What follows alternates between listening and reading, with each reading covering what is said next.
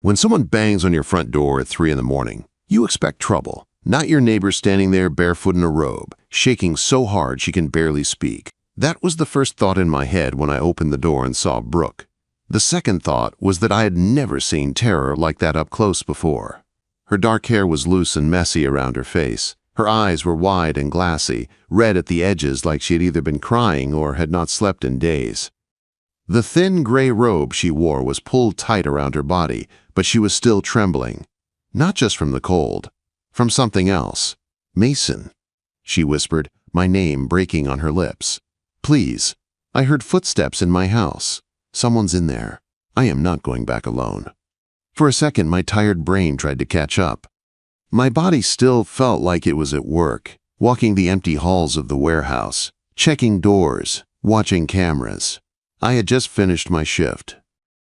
It was 3:02 a.m. according to the clock on my phone. I had been half asleep on the couch when her pounding ripped me out of the kind of dead sleep you earn after 8 hours on your feet. Nothing good happens at 3 a.m. That thought tasted like metal in my mouth. "Stay here," I said, even though my heart was racing. My voice came out steadier than I felt. "On the porch. Do not move." I left the door open and went straight to the kitchen drawer where I kept a small flashlight from work. Then to the hall closet for the old baseball bat my dad gave me when I was 12. The wood was worn smooth where my hands had held it 1,000 times. I turned back toward the door. Brooke stood under the yellow porch light, bare feet on the cold wood, arms wrapped tight around herself. She looked smaller than she ever had from across the street, not like the woman who moved fast with sunglasses on and never looked back. More like someone who had run as far as she could and hit a wall. "You are sure you heard someone?" I asked. I had to be sure. Fear can play tricks. She nodded fast. "Upstairs," she said. "Footsteps and then a door. I ran outside. I did not even look." Her voice shook on each word. "Okay." I swallowed and gripped the bat a little tighter. "Stay here. If you hear anything else, if you see anyone, call 911. Promise me." She opened her mouth and then closed it. "No cops," she said, her voice cracking. "Not yet. I cannot deal with them. Please, Mason." There was something in her eyes when she said that. Something old, some story I did not know. Still, this was not the time to pull at it. "Fine," I said. "But you stay on this porch until I come back. Got it? Quote." She nodded, biting her bottom lip like she was trying to hold herself together. I stepped out into the street. The night was quiet in that strange way it gets right before dawn. No cars, no people. Just the soft hum of a distant highway and a few crickets that had not gotten the note that summer was over. Our houses sat across from each other near the edge of the neighborhood. Mine was a small one-bedroom with a tired porch and peeling paint. Hers was a little bigger. With clean lines and a front yard she kept neat, even if she never stayed outside long enough to enjoy it. Her front door was partly open, not wide, just a thin line of darkness, enough to make my skin crawl. I pushed it with the edge of the bat. The hinges gave a low, slow creak that sounded too loud in the silence. "Hello?" I called, stepping into the entryway. "Anyone here?" No answer, just the soft hum of the fridge somewhere in the back and the faint ticking of a wall clock. I flicked on the flashlight. The beam cut through the dark, sliding over a small table by the door, a stack of mail, a pair of neatly lined shoes.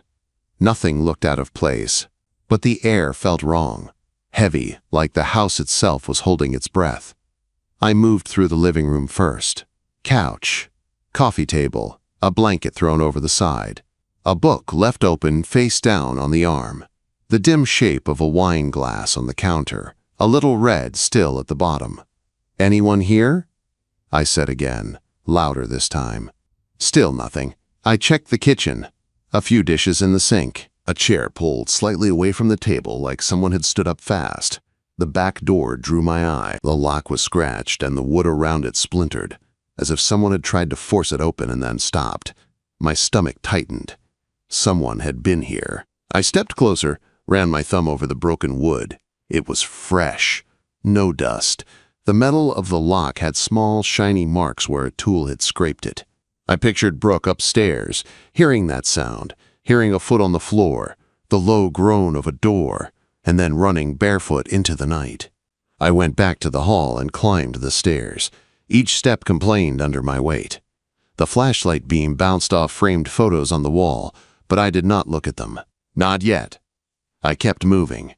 The first door I opened was the bathroom. Small, clean, empty. Next was a guest room.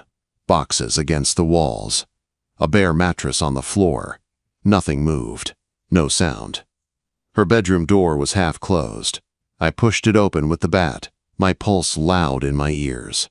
The bed was unmade, covers thrown to one side like she had jumped up fast. The window was open a crack, letting in a thin line of cold air. The curtain moved a little with each breath of wind. I checked the closet, under the bed, behind the door.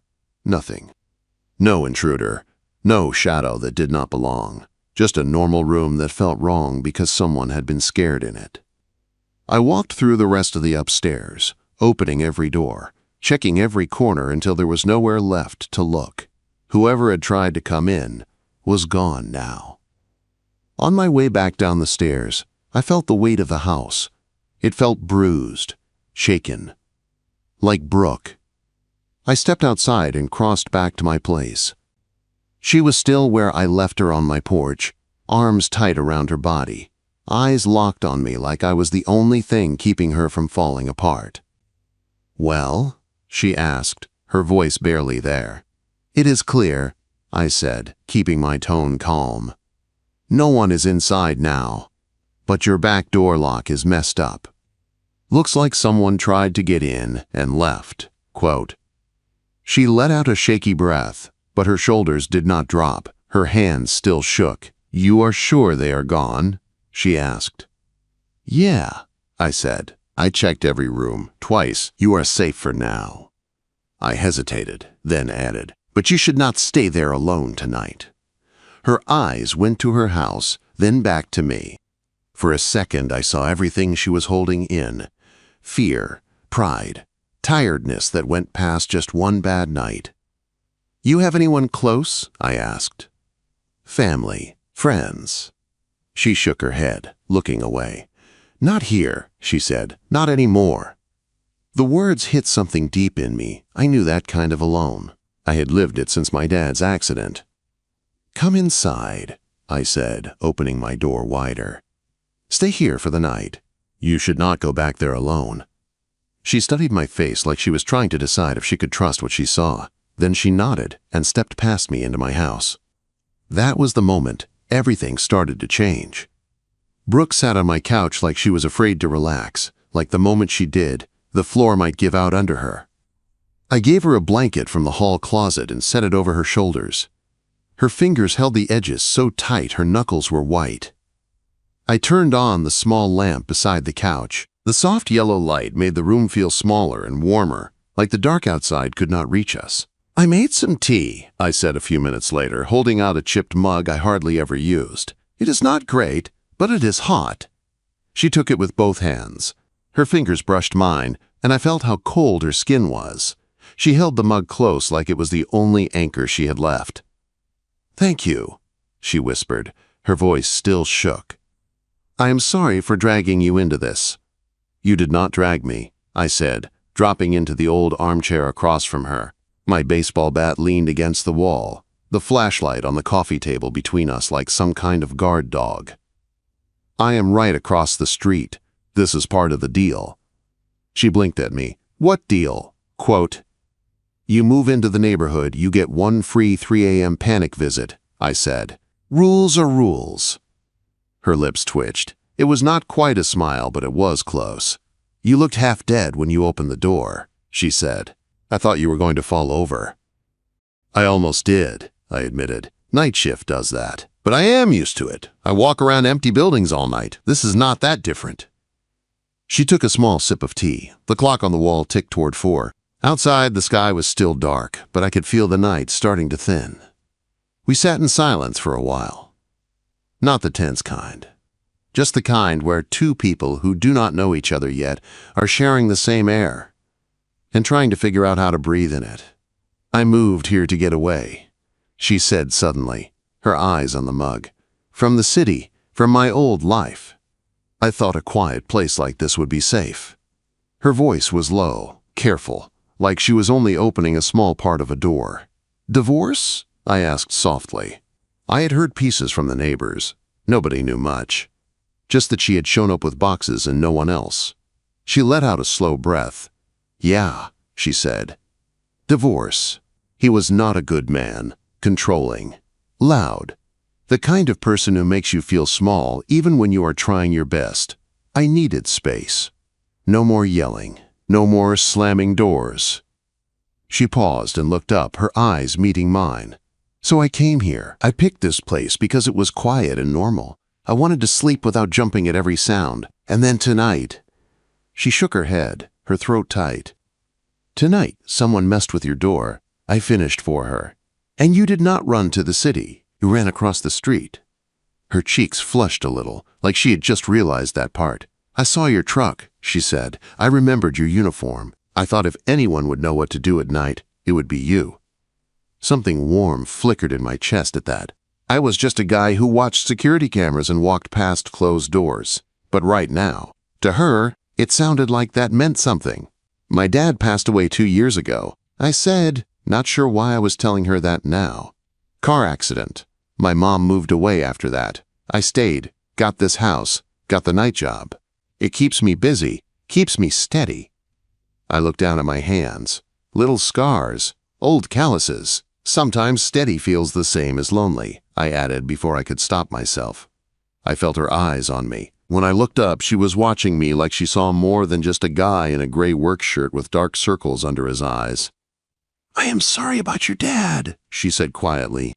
He must have been a good man. He was, I said, a small knot in my throat. He taught me how to fix things, how to take care of what is yours. You are good at that, she said, taking care of things. The words sat between us, heavier than they sounded. By the time the first light of morning was slipping through the blinds, her shaking had eased. Her shoulders were still tense, but she was not wrapped as tight around herself. I should go back, she said. I cannot just hide in your house forever. I am walking you over, I said right away. You do not have to. I know, I said. I am doing it anyway. She did not argue. The neighborhood looked different in the early light, softer, less like a place where shadows could hide.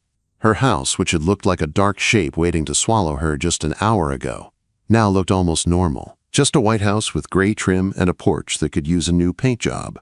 I checked the back door again, crouching down to run my fingers over the damaged wood. You need a new lock, I said. This one is trash. Whoever messed with it, they knew what they were doing.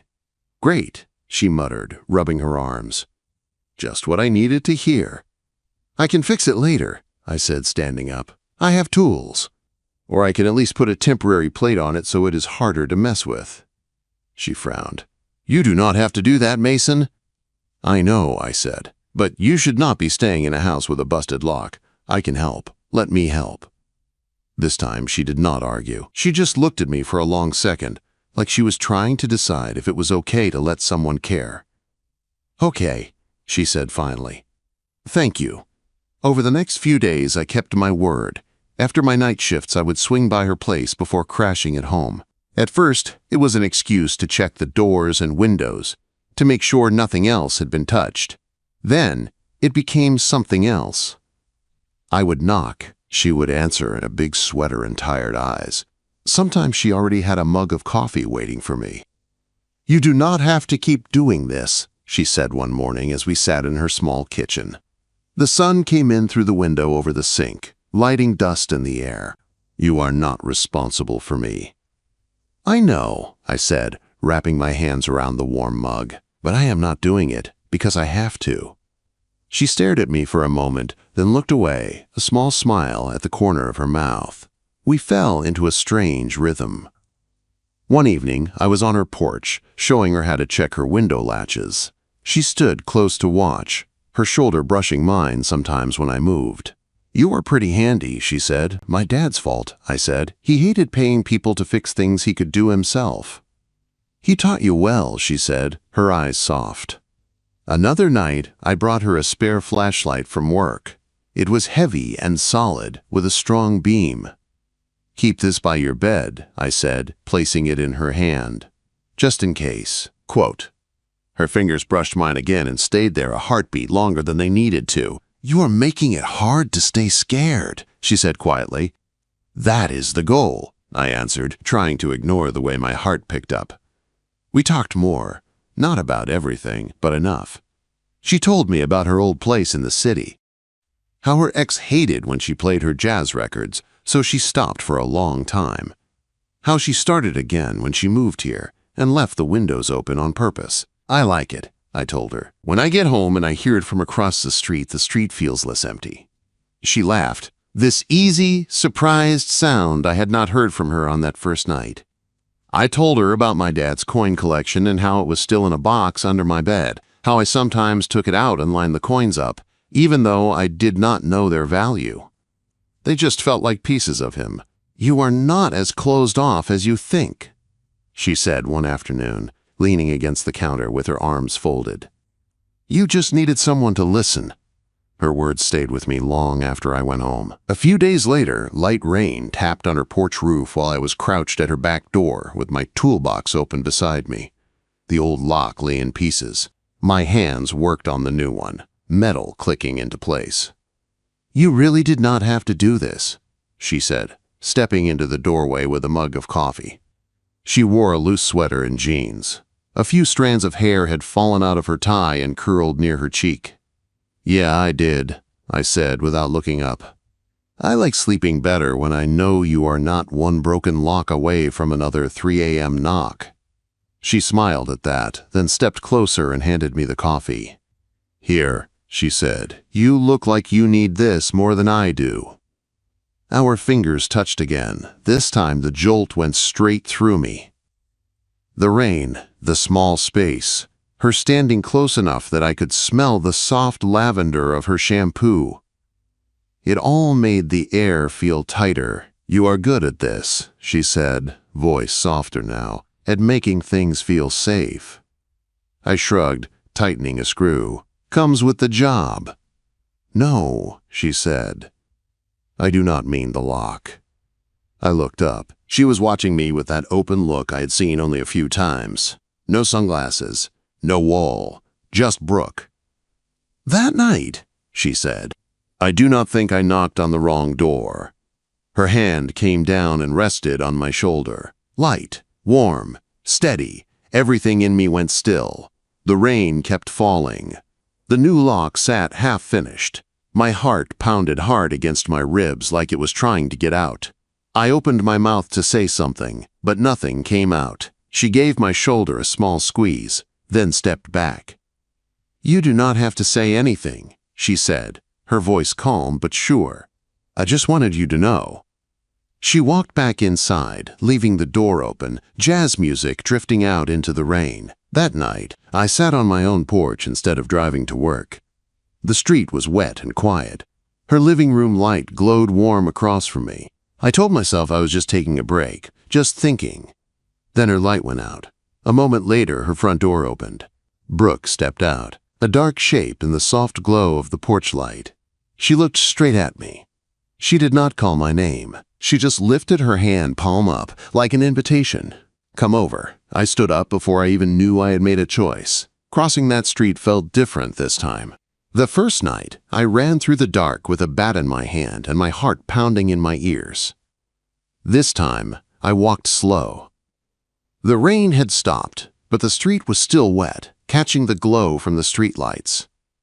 My boots made small sounds on the pavement. Every step felt like a choice. Brooke stayed on her porch, watching me come closer. She wore jeans and a soft sweater, her hair down around her shoulders. The light behind her made a soft halo around the edges. She looked calm, but her eyes gave her away. They were bright, restless, as if something inside her was already moving ahead of us. When I reached the porch, she stepped aside and opened the door wider. "You can come in," she said, voice gentle. "If you want." "I do," I said before I could think too hard about it. Inside, her house felt different from when I had walked through it with a flashlight and a bat. The lamp in the living room cast a warm light. A candle flickered on the coffee table. The air smelled like coffee, cedar, and the faint lavender I was starting to find familiar. A jazz record played low on an old turntable near the wall. The music was slow and smooth, like it was trying to calm a fast heartbeat. "Do you want water or coffee?" she asked. "Water is good," I said. My throat already felt dry. She went into the kitchen. I stood there, taking in the room like I was seeing it for the first time, without fear coloring the edges. A stack of books on the table. A soft blanket folded on the back of the couch. A framed picture of a beach at sunset on the wall. I heard the sink turn on, the clink of a glass. My mind went back to her hand on my shoulder earlier that day, the way she had said she did not knock on the wrong door, the way that sentence had wrapped around my ribs and stayed there. She came back with 2 glasses of water and handed me one. I took it, careful not to let my fingers shake. "You called in sick," she said, settling onto the couch. "Did I mess up your night?" Quote. I dropped into the armchair across from her. No, I just felt like being here instead. Her eyes flicked to mine and stayed there. "You mean that?" "Yeah," I said. "I do." She drew a small breath, like she was bracing herself. "Mason," she said quietly, "what are we doing?" The question hit hard. I stared at the water in my glass, then at her. "I do not know," I said, honest and a little scared. "I work nights. I fix locks I keep to myself. That has been my whole life for a while. Then you knocked on my door at 3 in the morning, and now I am sitting in your living room listening to jazz while my boss thinks I have the flu." A small smile tugged at her lips. "So I am bad for your work record." "Yeah," I said. "But in a weird way, it feels like the first good trouble I have had in a long time." Her smile faded into something softer. "You know I am older than you," she said. She did not say it like a joke. She said it like a fact that mattered. 15 years, that is not a little thing. "I know," I said. "I thought about it. A lot." "And?" she asked. "And I still cross the street," I said. She looked down at her hands for a long moment. "You are 24, Mason. You could be anywhere, with anyone. You do not have to tie yourself to some divorced neighbor with too much baggage and a busted back door." I leaned forward, elbows on my knees. "You are not baggage," I said. "You are Brooke." Her eyes lifted to mine. The look there made my chest ache. "You make it sound simple," she said. "It feels simple when I am with you," I answered. "Hard when I try to explain it to myself." The music filled the space between us. She sat still, studying me like she was trying to decide if she could trust the feeling in the room. "I was scared that night," she said finally. "Not just of the footsteps. Not just of the door. I was scared no one would open for me. I knocked, and for a second I thought you would not come. I thought I would be on that porch alone. I heard you in my sleep," I said. "It felt wrong to stay lying down." She smiled, a little sad, a little full. "I meant what I said," she added. "About not knocking on the wrong door, I do not think that was an accident."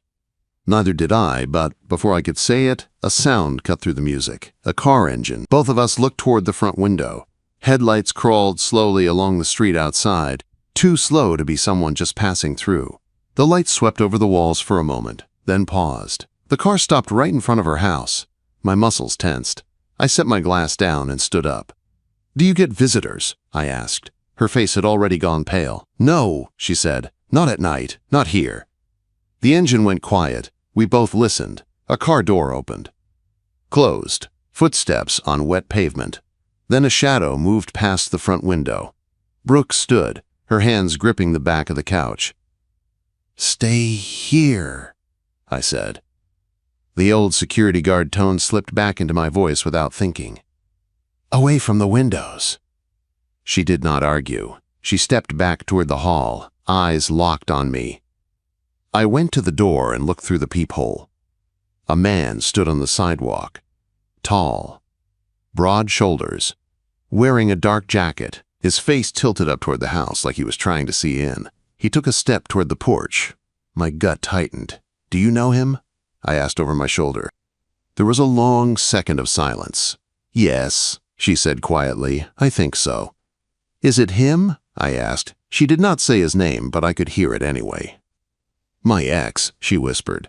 He does not know my address. He should not. He climbed the first step onto the porch like he had every right to be there. Something hot shot through my chest. Fear, anger, something in between. I turned the deadbolt quietly. The new locks I had put on the back door were good. The front door was solid too. At least that made one thing easier. He knocked. Not hard, not frantic. Just 3 firm hits that felt way too sure of themselves. Mason, Brooke whispered from behind me. Her voice shook. Please do not let me go back alone. The same words from that first night, but heavier now. Not about a sound in the dark. About a person. I looked at the door. At my hand on the knob. At the shadow through the peephole. I could ignore it. I could call the cops. I could open the door and let this man see exactly who was standing between him and the woman he used to own. All 3 options felt wrong in different ways. He cannot come in if you do not let him, I said, turning back to her. This is your house, not his. Not anymore. Her eyes were wide and wet, but there was a spark there too, a small one that could grow if someone fed it. I am staying, I said. I am not going anywhere. I will not let him take this from you. She nodded once, like she was using my voice to steady herself. The man knocked again, louder this time. Brooke, he called. His voice was muffled by the door, but we both heard it clear. I know you are in there. We need to talk. She flinched at the sound of his voice. I took a slow breath. My heart was racing, but my hands were steady. Go to the back hallway, I told her. Stay where he cannot see you if he looks through the windows. I have got this. Mason, she said, almost pleading, do not do anything stupid. I gave a small, tight smile. I am just going to talk. Quote. She stepped back into the shadow of the hall, hugging herself, her eyes on me until the last second. I turned back to the door, every choice I had made in the past week leading to this moment. Then I unlocked the deadbolt and started to open it. I opened the door only a crack and stepped into the space, my shoulder filling the gap so he could not see past me. The man on the porch was taller than me by a little. Broad shoulders, square jaw, short dark hair. His jacket was expensive but wrinkled like he had been driving for hours. His eyes flicked over me, sharp and annoyed. This is Brooke's place, he said. Who are you? I kept my face calm, my voice steady. I am Mason, I said. Her neighbor. He snorted. Great, the neighbor. Tell her to come out. She knows my voice. I heard, I said. She does not want to talk to you. His jaw tightened. She tell you that? Yes, I said, with words. He shifted closer. I did not move. The door stayed where it was, my hand firm on the edge. Listen, he said. There was fake patience in his voice, the kind you use on a kid who is in your way. This is personal. I came a long way. My wife and I have business to finish. I felt a hot flash of anger in my chest, but I kept my tone flat. Ex-wife, I said. And your business with her is done unless she says otherwise. She does not want to see you. You should leave. His eyes went cold. The friendly mask dropped fast. Is that what she told you? He asked. That I am the bad guy. She is good at that. Leaving out everything that makes her look less perfect. You drove to a town you do not live in, I said. You showed up at her house in the middle of the night without calling first. You do not look like the good guy right now. His nostrils flared. For a second I thought he was going to try to push the door, but he seemed to think better of it. He shoved his hands into his jacket pockets instead. Move, he said. I need to see her. She owes me a conversation. No, I said, simple and clear. He stared at me like he could not believe it. People like him are used to doors opening, used to people stepping back. I do not think you understand, he said. You are just some kid across the street. You do not know us. You do not know what you are getting between. I felt my pulse in my ears, but my feet stayed planted. You are right, I said. I do not know your side. I do not know what your fights were like. I do not know what you said to her for years. What I do know is this. She moved here to get away from it. From you. She has a right to feel safe in her own house. He laughed once, a short, sharp sound with no humor in it. She tell you that too? He asked. That I scared her. That I was the monster. She always did like to play the victim. Behind me, I heard a small breath. I did not turn, but I knew Brooke was in the hall, close enough to hear every word. My hands curled into fists, and I had to force them to relax. You need to leave, I said. Right now, if you want to communicate with her, you can do it through a lawyer. Or you cannot, but you are not coming inside this house. His eyes narrowed. We stood there, inches apart, the door frame between us like a line on the ground. You think you can protect her? He asked, his voice lower now. You think she is going to stay with you. You know nothing about her. I know she is stronger when she is not with you, I said. He stepped back then. Just a small step, but it felt like the whole porch shifted. Last chance, he said. Move out of the way. My heart beat once, twice. I took a slow breath. No, I said. Somewhere inside my chest, it felt like I was choosing more than just my spot on the porch. I was choosing the kind of man I wanted to be, the kind my dad tried to raise. The silence stretched. Then he shook his head like I was not worth it. Fine, he said. Tell her this. She can ignore my calls, hide behind neighbors, run to small towns. It will not change what she is. He turned and walked back down the steps. His shoes hit the wet pavement. He yanked the car door open and dropped into the driver's seat. A second later, the engine roared to life. The car pulled away fast, tires hissing on the slick street. I watched his taillights fade until they were gone. Only then did I let out the breath I had been holding. My hands were shaking. I had not even noticed until I went to lock the door and the key rattled against the metal. I turned the deadbolt and leaned my forehead against the wood for a second. I felt rather than heard Brooke behind me. Is he gone? She whispered. I turned around. She stood a few feet away, arms wrapped tight around her body. Her face was pale, eyes shiny, but she was standing on her own 2 feet. No falling, no running. Yeah, I said, he is gone. She let out a small breath that sounded like it had been stuck inside her for years. Her shoulders dropped a little, not all the way, but enough. You should call someone tomorrow, I said. A lawyer, maybe the police. Ask about a restraining order. You do not have to wait for him to show up again. She nodded. Yeah, she said. You are right. I will. We moved back to the living room without really talking about it. The jazz record had finished. The house felt quiet in a different way now. Not heavy, just tired. I sank into the armchair. She sat on the couch, but she did not curl away like before. She sat closer to the middle, turned slightly toward me. I am sorry, she said after a minute. You did not sign up for this. Angry exes on the porch and all that. I answered the door, I said. That is on me. She gave a small laugh, then pressed her fingers to her eyes. I heard his voice, she said. I was right back there, in that old apartment. Every fight, every slammed door, every time he told me no one else would put up with me, it all came back. Her hands lowered, she looked at me, eyes shining. But then you were there, she said. You did not move. You did not tell me to just talk to him. You did not tell me I was overreacting. You stood in the way. That is what you do for people you care about, I said, the words out before I could dress them up. She froze a little at that. So did I. The room felt very small. You care about me, she said quietly. It was not a question. It still felt like one. Yes, I said. My voice shook, but I did not look away.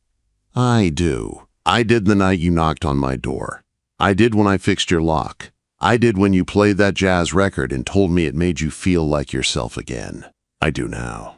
She swallowed, her throat working. What about the age thing? She asked, raw and honest. What about the divorce, the drama, the ex?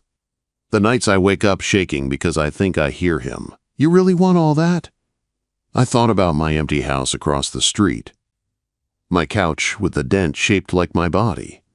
my quiet kitchen, my dad's coin box under the bed. Then I thought about her porch light, her terrible coffee, her music floating across the street at midnight. "I want you," I said, "the real you. The one who knocked at 3 in the morning, and the one who laughs at my bad jokes, and the one who gets scared and still opens the door anyway." Her eyes filled. She looked down, then back up at me. "I am not sure I remember how to do this," she said. "Trust. Let someone in, not be the one who is always waiting for the ground to fall." "We can figure it out," I said, slow, one day at a time. Quote. She searched my face like she was looking for any sign that I might be lying. I let her look. I had nothing to hide. Then she stood up and crossed the small space between the couch and the armchair. "Stand up," she said softly. I did. My heart hammered. She was close now, close enough that I could see every line under her eyes. Every small mark time had left on her face. She was not some perfect movie picture. She was real. And I had never seen anything more beautiful. Her hands lifted, fingers light against my chest. She studied me for one more long second. Then she rose on her toes and kissed me. It was not a wild kiss, not rushed. It was careful, slow. A question and an answer at the same time. My hands came up, one resting at her waist, the other at the back of her shoulder, pulling her just a little closer. Her lips were warm. I felt her tremble for a second, then steady. When we pulled back, we stayed close, foreheads almost touching. "I am not going back alone," she whispered. The same words from that first night, but changed now. Softer, stronger. "You never have to," I said. "Not if you do not want to." A few weeks passed. She called a lawyer, talked to the police, put extra cameras on her porch and a stronger bar on the back door. Her ex did not come back. If he called, she did not pick up. She blocked his number and saved everything for her file. I helped where I could, drove her to the station, sat in the waiting room while she filled out forms, fixed little things around her house. A loose shelf, a squeaky hinge. The small, annoying things that add up until someone makes them stop. We fell into a new rhythm. I still worked nights, but not every night. Some shifts went to other guys so I could have evenings with her. We cooked dinner together sometimes. Mostly she cooked and I cut things wrong and made her laugh. We watched old movies. She showed me songs she loved. I learned the names of the jazz records that had floated through my window for weeks. Sometimes, when I got home at 4 in the morning, I would see her living room light on. I would text her, "You okay?" Her reply would come, "Could not sleep. Come over." And I would, crossing that same quiet street with my heart already beating faster, knowing she was on the other side of the door. The neighborhood did what neighborhoods do. People noticed. There were looks, small smiles, a few raised brows when they saw us together, a young guy with the older woman from across the street. They did not know the story. They did not need to. One night we sat on her porch steps, side by side. The sky was clear. Stars hung low above the dark line of trees at the end of the road. She leaned into my shoulder, her head resting there like it belonged. "Do you ever think about that first night?" she asked quietly. "All the time," I said. "What if you had not opened the door?" she asked. I thought about my dad, about the man on the porch, about my small house and my small life before everything shifted. "I would still be alone," I said, "and so would you." She was quiet for a long moment. "I almost did not knock," she said. "I stood on your porch, shaking for a full minute. I started to step away twice. I told myself I was making a big deal out of nothing, that I should just go back and deal with it, like I always did." "What made you stay?" I asked. She smiled into my shoulder. "I saw the light under your door," she said. "And I thought, if anyone is awake at this hour, it is the guy who guards empty buildings all night. And something in me hoped you were the kind of person who would answer." I let that sit for a second. "I am glad you were right," I said. She turned her face toward me, eyes soft in the porch light. "So am I," she said. I kissed her then, not rushed, not scared, just sure. The street was quiet. The kind of quiet I used to think meant emptiness. Now it felt full, like the world was holding its breath for us in a good way. My name is Mason. I am 24. I work night shifts in a warehouse and live in a small house across from the woman who knocked on my door at 3 in the morning and whispered, "Please do not let me go back alone." I opened the door, and I am never